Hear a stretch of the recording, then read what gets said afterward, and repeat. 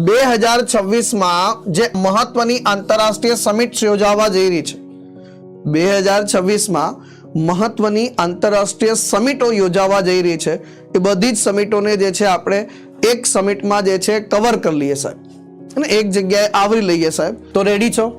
इसी बात पे एक छोटा सा लाइक और शेयर कर दो दोस्तों, અને ફટાફટથી એક વખત લાઈક અને શેર કરી દો સાહેબ. પહેલા તો G20 સમિટ, તમને બધાને ખબર છે ભાઈ કે G20 સમૂહમાં જે છે, G20 સમૂહમાં જે છે 19 દેશોનો સમાવેશ થાય છે, અને સાથે સાથે 2 યુનિયનનો સમાવેશ થાય છે. અને આ 2 યુનિયનમાં તમને ખબર છે કે એક છે આફ્રિકન યુનિયન જે 55 દેશોનો સમૂહ છે, અને એક છે યુરોપિયન યુનિયન જે 27 દેશોનું સંગઠન છે મિત્રો. કેટલું? 27 દેશોનું જે છે સંગઠન છે. અને એની 21મી સમિટ 2026માં જે સમિટ યોજાશે, વર્ષ 2026માં જે સમિટ યોજાશે એ 21મા નંબરની હશે, માયામી જે છે અમેરિકા ખાતે. એટલે આ સમિટ પાછી અમેરિકા ખાતે યોજાવા જઈ રહી છે. આની થીમ રાખવામાં આવી છે ગ્રોથ, પ્રોસ્પરિટી એન્ડ ઓપોર્ચ્યુનિટી. અને ખાસ કરીને અમેરિકા જે છે એના 550માં વર્ષની ઉજવણીના ભાગરૂપે પણ જે છે અમેરિકા પોતાની સ્વતંત્રતાના 250 વર્ષની ઉજવણી પણ જે છે કરી રહ્યું છે આમાં. અને એના જ ભાગરૂપે જે છે અહીંયા આપણે ખાસ ઘણી બધી બાબતો જે છે જોડે જોડે યાદ રાખી લેવાની છે. જેમ કે હું વાત કરું કે સરસ મજાનું જે છે G20 સમિટ, G20 સમૂહ જે છે મિત્રો, એમાં એક તો જે છે સાહેબ ધ્યાન રાખી લઈએ કે 19 દેશો પ્લસ 2 યુનિયનનો સમાવેશ થાય છે. આ 2 યુનિયનમાં જે છે એક આફ્રિકન યુનિયન છે જેમાં 55 દેશો છે, યુરોપિયન યુનિયન જેમાં 27 દેશોનો સમાવેશ થાય છે સાહેબ. આ ઉપરાંત અમેરિકાએ જે છે આને નવું નામ આપ્યું છે સાહેબ ન્યૂ G20, જેમાંથી કોને બાકાત કરવામાં આવ્યું છે? તો આપણે યાદ રાખી લઈશું ભાઈ દક્ષિણ આફ્રિકાને.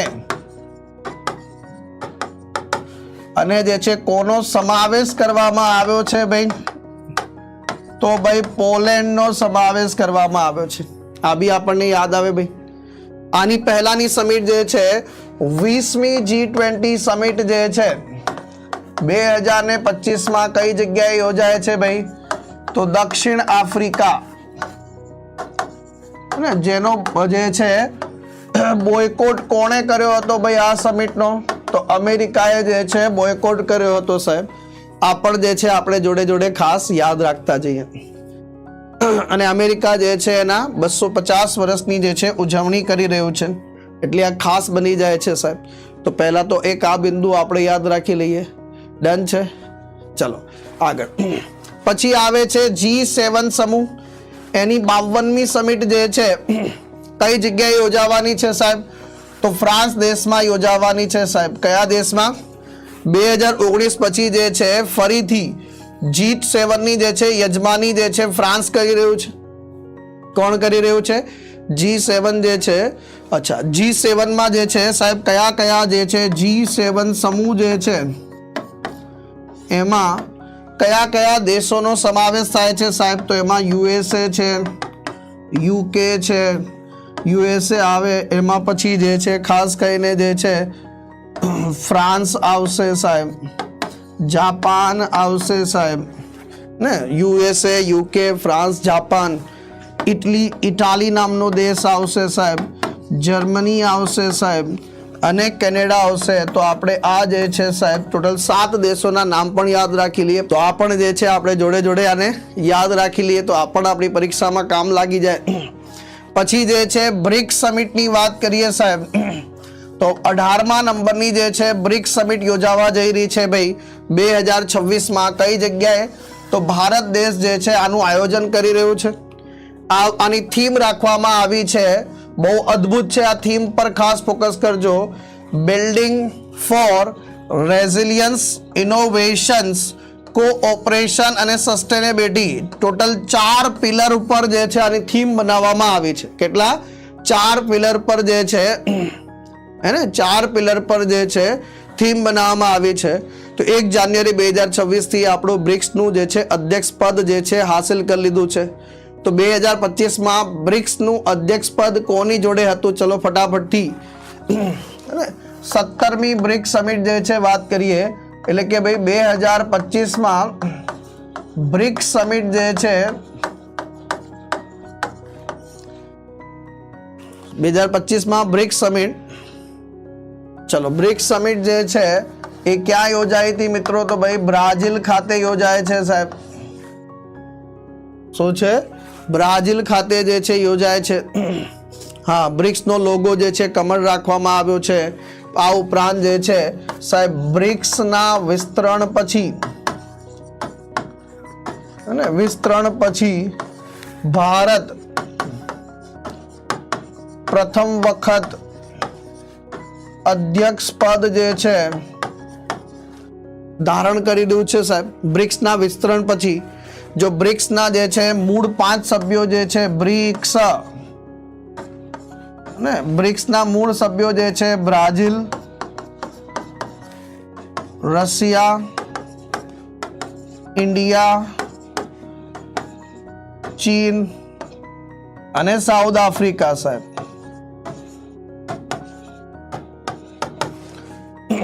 બ્રિક્સના જે છે બ્રિક્સ પ્લસ ની વાત કરીએ મિત્રો, તો બ્રિક્સ પ્લસમાં જે છે બ્રિક્સના 5 દેશો વત્તા UAE, Egypt, Ethiopia, Iran, Iran જે છે અને ઇન્ડોનેશિયા જે છે 10મો સભ્ય બન્યો છે સાહેબ.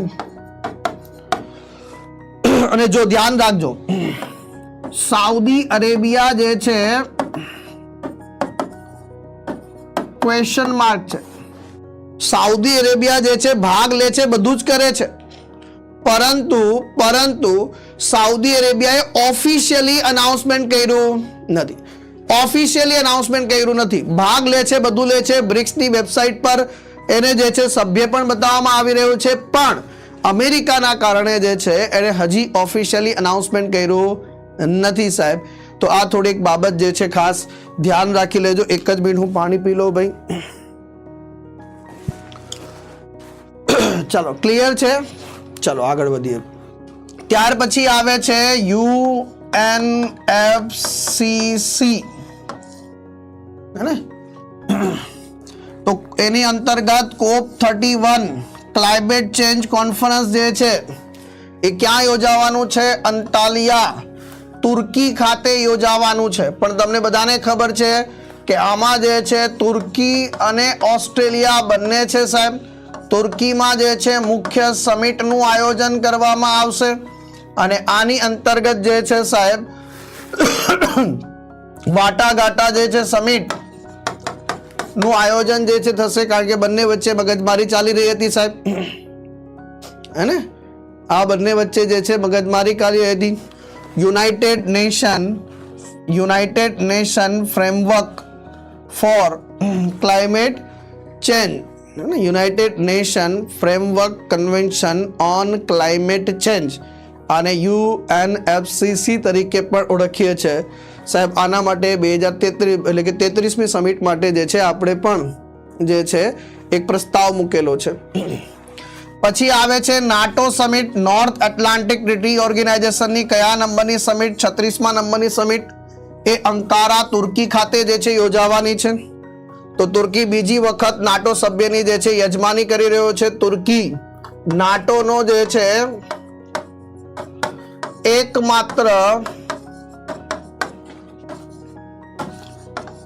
મુસ્લિમ દેશ છે સાહેબ, મુસ્લિમ સભ્ય દેશ છે સાહેબ. આ ઉપરાંત નાટોની વાત કરીએ સાહેબ, તો નાટો એટલે કે ભાઈ north Atlantic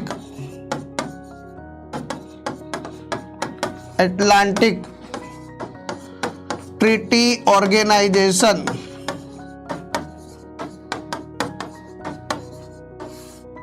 north Atlantic treaty organization જે છે આની જે છે રચના સ્થાપના ક્યારે થઈ સાહેબ? તો 4 એપ્રિલ 1949 ના રોજ સાહેબ. સાથે સાથે આનું હેડક્વાર્ટર ક્યાં આવેલું છે? તો ભાઈ બ્રસેલ્સ બેલ્જિયમ ખાતે આવેલું છે સાહેબ. નાટોના જે છે કુલ સભ્યો કેટલા છે અત્યારે? તો ભાઈ 32, જેમાંથી જે છે 31મું અને 31મું જે છે ફિનલેન્ડ હતું સાહેબ, અને 32મું જે છે સાહેબ સ્વીડન છે સાહેબ. કયું છે? સ્વીડન છે સાહેબ. અને માર્ક રૂટ્ટો કોણ છે? માર્ક રૂટ્ટો જે છે સાહેબ એ એના જે છે શું છે? તો ડાયરેક્ટર જનરલ છે મિત્રો. તો આ આપણે ખાસ ધ્યાન રાખીશું. 48મી અને 49મી આસિયાન સમિટ, કારણ કે વર્ષમાં 2 વખત થાય છે. તો યજમાન જે છે ફિલિપાઇન્સ છે સાહેબ આની અંતર્ગત. તો ફિલિપાઇન્સ દેશમાં યોજાવાની છે. અને આસિયાન જે છે ને association of south East Asian nation, એનું હેડક્વાર્ટર જે છે ક્યાં આવેલું છે? તો ભાઈ જકાર્તા ઇન્ડોનેશિયા ખાતે આવેલું છે મિત્રો. અને આસિયાનનો 11મો સભ્ય જે છે કોણ બનેલો છે? પૂર્વ તિમોર, અથવા એને તિમોર લેસ્તે પણ કહીએ છીએ આપણે. તો આ બધી એક્સ્ટ્રા ઇન્ફોર્મેશન બી જોડે જોડે લખતા રહેજો ભાઈ. પછી આવે છે Shanghai cooperation organization SCO summit જે છે 25મા નંબરની કઈ જગ્યાએ યોજાવાની છે? બિસ્કેક કિર્ગિસ્તાન ખાતે જે છે યોજાવાની છે. સાથે સાથે જે છે 25 વર્ષની ઉજવણી કરી રહ્યા છે સાહેબ. કેટલા? SCO ના જે છે 25 વર્ષની અદ્ભુત ઉજવણી સાહેબ. એટલે જૂન 2001 થી લગાવીને જૂન 2026 આવશે સાહેબ. એટલે 25 વર્ષની જે છે અદ્ભુત ઉજવણી. Together for sustainable peace, development and prosperity, આની ધ્યાન રાખવામાં આવ્યું છે. બેઇજિંગ હેડક્વાર્ટર છે. ક્યાં બાત હે, ક્યાં બાત હે. મજા આવી. તો જે છે સરપ્રાઈઝ કેવું લાગ્યું સાહેબ? હે ને? આ તમારી પરીક્ષા માટે કામનું છે? હા કે ના ભાઈ? હા કે ના?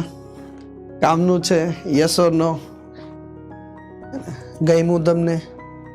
તમને ગમ્યું કે નહીં? શું આ જ પ્રકારે તમારા માટે ડેલી કરંટ અફેર્સમાં આવું બલ્કી એક સાથેનું કરંટ અફેર્સ જે પરીક્ષા માટે જે છે ધી મોસ્ટ IMP કરતાં પણ વધારે ધી મોસ્ટ IMP હોય એવું જો રોજ તમારા માટે લાવતો રહું, આવું જે છે તમારી ઈચ્છા હોય તો મને ખાલી જોઈએ તમારો સાથ અને સહકાર.